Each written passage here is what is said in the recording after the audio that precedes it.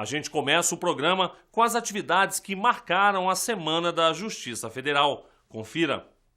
A Associação dos Juízes Federais do Brasil promoveu na semana de 13 de abril o primeiro Fórum Nacional de Execução Fiscal, FONEF, que discutiu temas como a desjudicialização da execução fiscal, garantias processuais e grandes devedores. A abertura do evento contou com a presença do presidente do Supremo Tribunal Federal, Ricardo Lewandowski. Um esforço muito importante. Nós temos hoje mais de 100 milhões de processos em tramitação no Brasil. Eu diria, não temos dados estatísticos completos, que cerca de 1/3 deles são execuções fiscais federais, estaduais e municipais. Na ocasião, Lewandowski foi homenageado. A JUF esteve representada pela diretora de Relações Internacionais da entidade, Raquel Coelho Dal Rio, e pelo vice-presidente da JUF, Eduardo André de Brito Fernandes.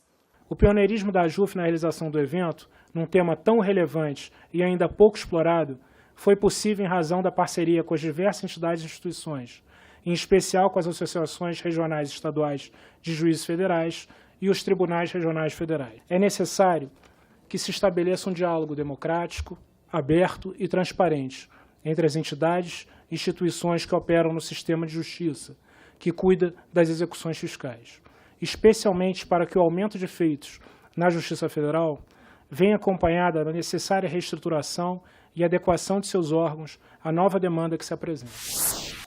Lei 12.846, batizada também como Lei Anticorrupção. Ela passou a valer em 2014, mas só foi regulamentada em março. O tema foi o assunto de um seminário no Tribunal de Contas da União em Brasília. O encontro trouxe à tona o acordo de leniência, previsto pela nova lei. O ministro aposentado do Superior Tribunal de Justiça apontou vantagens e desvantagens do acordo de leniência e a responsabilidade que cada órgão público e judiciário tem de colocá-lo em prática. Nós estamos construindo o direito, os procedimentos, a legalidade, os mecanismos administrativos. Nós somos corresponsáveis, porque nós vamos ser cobrados lá adiante. Gilson Dipp comparou a legislação brasileira com a de outros países e respondeu às perguntas dos participantes, como advogados e servidores do Tribunal de Contas da União. O acordo de leniência serve para pessoas jurídicas, assim como existe a delação premiada para pessoas físicas. Empresas supostamente envolvidas em esquemas de corrupção com a administração pública podem continuar recebendo alguns benefícios, em troca de informações que auxiliem nas investigações. A lei já existe, foi regulamentada. Então, agora tem que ser aplicada. Mas existem muitas dúvidas, porque é um tema novo no país, no direito brasileiro. O acordo de leniência tem que ser encarado com bons olhos, com boa vontade. Nós entendemos que existem alguns ajustes que se podem fazer na lei. A segurança pública foi o tema de uma sessão importante no plenário da Câmara dos Deputados. A reunião sugerida pelo deputado federal Lincoln Portela, do PR de Minas Gerais, teve participação de várias entidades. A JUF foi representada pelo secretário-geral Roberto Carvalho Veloso. O magistrado apontou o tráfico de drogas como suporte principal para outros crimes, como furtos, latrocínios e homicídios. É preciso se estabelecer um plano nacional efetivo de combate ao uso e tráfico de drogas, que hoje é um câncer que acontece na sociedade brasileira e uma das principais causas da criminalidade. A impunidade também foi assunto abordado. O secretário-geral da JUF lembrou que apenas 8% dos 50 mil homicídios ocorridos no país são levados a julgamento.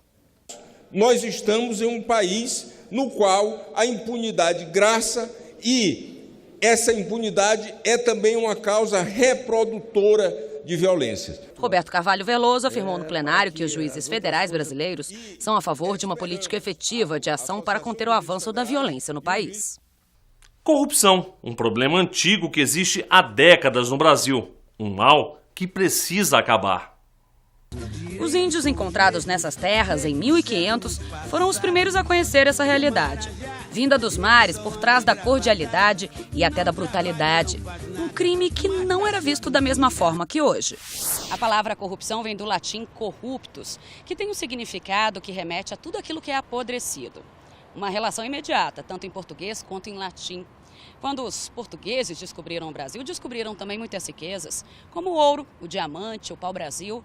Existiam pessoas encarregadas de fiscalizar o contrabando contra a coroa portuguesa.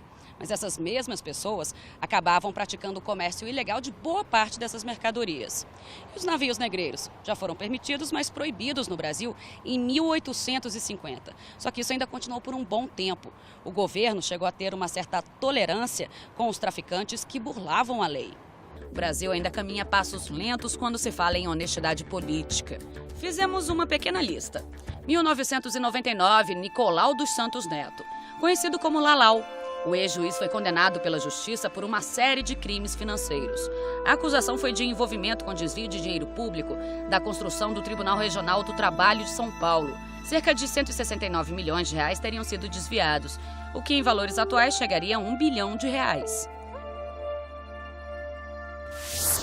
2005, mensalão. O delator foi o ex-deputado federal Roberto Jefferson, acusado de envolvimento em fraudes nos Correios e políticos. 40 envolvidos e 3 deputados foram cassados. Prejuízo para o Brasil de 55 milhões de reais. 2006, caso dos sanguessugas. Donos de uma empresa pagavam propina a parlamentares em troca de emendas destinadas à compra de ambulâncias superfaturadas. Nenhum dos 3 senadores e 70 deputados federais envolvidos no caso perdeu o mandato. Mas o negativo ficou na conta, 140 milhões de reais.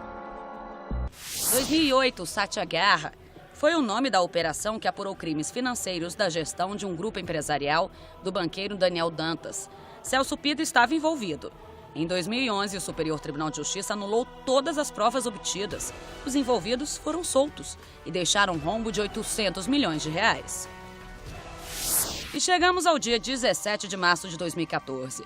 À tona, irregularidades que se tornaram públicas, desvios bilionários de recursos. Dinheiro escondido sob o brilho de carros luxuosos, joias, quadros valiosos. O juiz federal Sérgio Moro é o responsável pelo caso na primeira instância do Judiciário. Mais de 40 denúncias oferecidas pelo Ministério Público foram aceitas por ele.